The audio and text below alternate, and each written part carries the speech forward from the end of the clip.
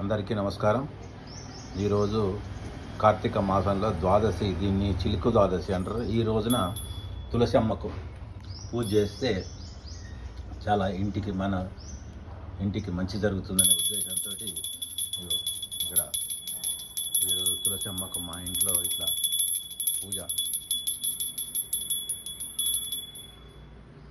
పూజ చేయడం జరుగుతున్నది.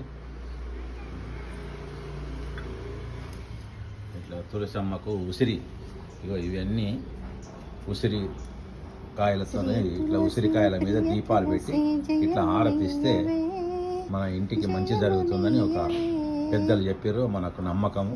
ఆ నమ్మకంతో మన హిందూ సాంప్రదాయం ప్రకారం ఇట్లాగా పూజ చేయడం, ఉసిరికాయలతోటి దీపం పెట్టి హారతి ఇవ్వడం.